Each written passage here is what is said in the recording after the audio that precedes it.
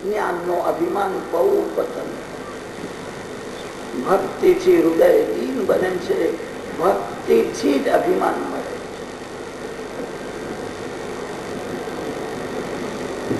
ગોપી પ્રેમની મૂર્તિ છે. ભક્તિ પ્રેમમાં જેનું હૃદય પીગળેલું રહે છે એ ભગવાન પાસે મુક્તિ પણ માંગતા. મુક્તિ ક્યાં જશે? મુક્તિ તો ભક્તિની દાસી છે. મુક્તિ ભક્તિના પાછળ પાછળ ચાલે. શ્રી કૃષ્ણ પ્રેમમાં જેનું હૃદય પીગળેલું છે, શ્રી કૃષ્ણ સેવા સ્મરણમાં જે જગતને ભૂલ્યો, દેહને ભૂલ્યો છે, મુક્તિ એના પાછળ પાછળ ચાલે છે. મુક્તિ ક્યાં જશે? છોકરો લાયક હોય તો પિતા એને પોતાનું સર્વસ્વ આપે. છોકરો લાયક ન હોય તો 1 રૂપિયો આપતા પણ પિતા થોડો વિચારે, ભગવાન તમને બધું આપશે. પ્રભુએ મને ઘણું આપ્યું છે એવું સમજે ભક્તિ કરે છે. પ્રભુએ મને ઓછું આપ્યું છે એવું સમજે એ સંસારની ભક્તિ કરે. ભગવાન બહુ ઉદાર છે, મારી લાયકાત કરતા પ્રભુએ મને વધારે આપ્યું. ભગવાનની ભક્તિ ભગવાનના માટે, ભગવાન પાસે ભગવાનની જ માગણી કરો. નિષ્કામ ભક્તિ ભાગવત શાસ્ત્રનો મુખ્ય વિષય. ભક્તિનો અધિકાર બધાને આપ્યો છે. ભગવાનની ભક્તિ બધા કરી શકે છે. જ્ઞાનનો અધિકાર બધાને આપ્યો નથી. વૈરાગ્ય હોય તો જ્ઞાનનો અનુભવ થાય.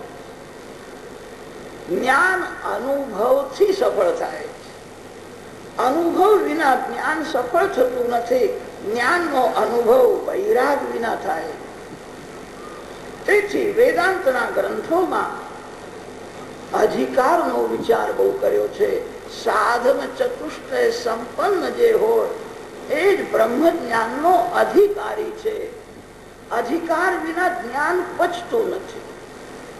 અયોગ્યને જ્ઞાન મળે તો એનો અભિમાન વધે છે.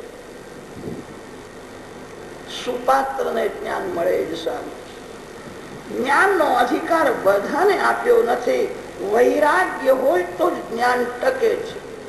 જીવન વિલાસી છે અને બ્રહ્મ જ્ઞાનની વાતો કરે. બ્રહ્મ નિર્ગુણ નિરાકાર છે, આત્મા બ્રહ્મરૂપ છે, જગત ખોટું છે. બોલવાથી લાગે, જ્ઞાનની અનુભૂતિ થાય. વધે છે, વાત સાચી છે. ઘી પચાવવાની શક્તિ પણ હોવી જોઈએ. જઠરાગ્નિ મંદ હોય અને કોઈ ઘીથી શક્તિ વધે છે એવું સમજીને ઘૃતનું પાન કરે, પરિણામ શું આવશે? જ્ઞાન ઘી જેવું છે, એને પચાવવું બહુ કઠણ છે. તેથી જ્ઞાનનો અધિકાર બધાને આપ્યો નથી. ભક્તિ કરવાનો અધિકાર બધાને આપ્યો છે. ગમે તેવો જીવ હોય એ ભગવાનની ભક્તિ કરી શકે છે. કથા સાંભળવાથી પાપ બળે છે. કથામાં જે સાંભળ્યું છે એનું મનન કરીને જીવનમાં ઉતારશે તો ભગવાનનો આનંદ મળશે.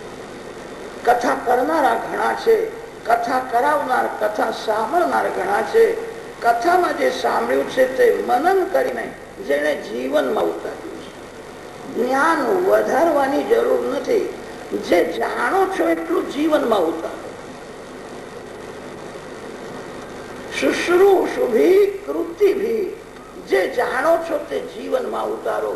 જ્ઞાન પ્રમાણે ક્રિયા કરો.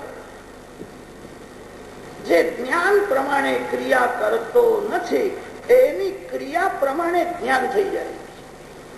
બધા જાણે છે સાચું બોલવું જોઈએ, બધા સાચું બોલતા નથી. થોડો લાભ થતો હોય તો માનું જુઠ્ઠું બોલે છે, મનમાં ખટકે છે. કેટલાક લોકો તો મનને સમજાવે છે. વ્યવહારમાં તો થોડું જુઠ્ઠું બોલવું જ પડે. મંદિરમાં જઈને ભગવાનને 11 રૂપિયા પણ કરીશ અને ભગવાનને કહીશ કે હું જુઠ્ઠું બોલ્યો મારા પાપ મારી નાખ. ભગવાન કહે તું મને 11 રૂપિયા આપે છે, તારા પાપ મારી નાખ. એવી રીતે પાપ બળતું નથી. જ્ઞાન પ્રમાણે ક્રિયા કરો, નહીં તો ક્રિયા પ્રમાણે જ્ઞાન થઈ જશે. શુશ્રૂષુભી કૃતિભી, વેદ રૂપી કલ્પવૃક્ષનું આ રસાત્મક દિવ્ય ફળ છે. ભક્તિ રસમાં મનને તરબોળ રાખે. ભક્તિની સમાપ્તિ ન કરો. કથા સાંભળો છો, તમારાથી થઈ શકે એમ હોય તો આજથી ભોગની સમાપ્તિ કરો. બહુ સુખ ભોગવ્યું. સુખ ભોગવવાથી શું મળ્યું? સુખ ભોગવવાથી વાસના વધી. સુખ ભોગવવાથી મન બગડ્યું, તન બગડ્યું. હવે કોઈ સુખ ભોગવવું નથી. હવે હું સર્વકાળ ભક્તિ જ કરીશ. વૈષ્ણવો ભોગની સમાપ્તિ કરે છે. વૈષ્ણવ કોઈ દિવસ ભક્તિની સમાપ્તિ કરે નહીં. ભક્તિની સમાપ્તિ કરે વૈષ્ણવ નહીં. ભક્તિની સમાપ્તિ ન કરો. ભક્તિ સર્વકાળ. વેદરૂપી કલ્પવૃક્ષનું આ રસાત્મક દિવ્ય ફલ છે. રસમ આલય. જીવ અને ઈશ્વરનું મિલન, એને સંસ્કૃત ભાષામાં લય.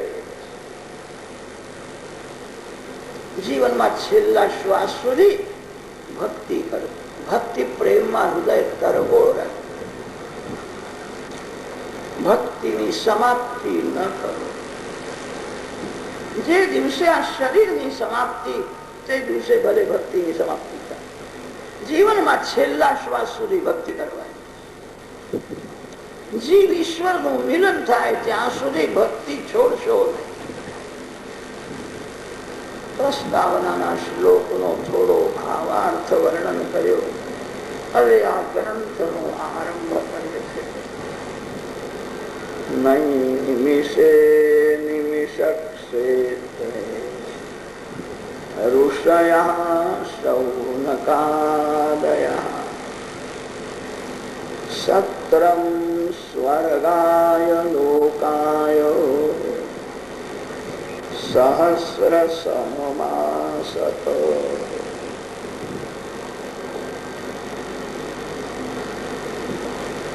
ઋષિઓને એવી ઈચ્છા થઈ, આખો દિવસ ભક્તિ કરી. એવી કોઈ પવિત્ર ભૂમિ મળે જે ભૂમિ ભક્તિમાં સાથ આપે. ગ્રસ્થ ઘરમાં થોડી ભક્તિ કરે છે. ગ્રસ્થના ઘરમાં કામના પરમાણુઓ કરે અને તે કામના પરમાણુઓ મનને બગાડે છે. ઘરમાં ભક્તિ થાય છે. ઘરમાં સર્વકાળ ભક્તિ કરવી બહુ કઠિન. ઋષિઓએ બ્રહ્માજીને કહ્યું છે, એવી કોઈ પવિત્ર ભૂમિ બતાવો જે ભૂમિ ભક્તિમાં સાથ આપે, જે ભૂમિમાં બેઠા પછી ખરાબ વિચાર આવે જ નહીં. એવી કોઈ પવિત્ર ભૂમિ બતાવો કે જે ભૂમિમાં મન ચંચલ થાય નહીં. એવી કોઈ પવિત્ર ભૂમિ છે કે નહીં?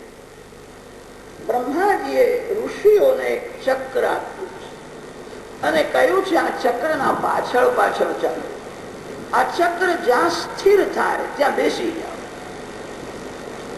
નૈમિષારણ્યમાં આવ્યા પછી આ ચક્ર શાંત છે. નેમયઃ યત્ર શીર્યન્તે. આપણા ભારતમાં પ્રધાન 7 અરણ્ય છે.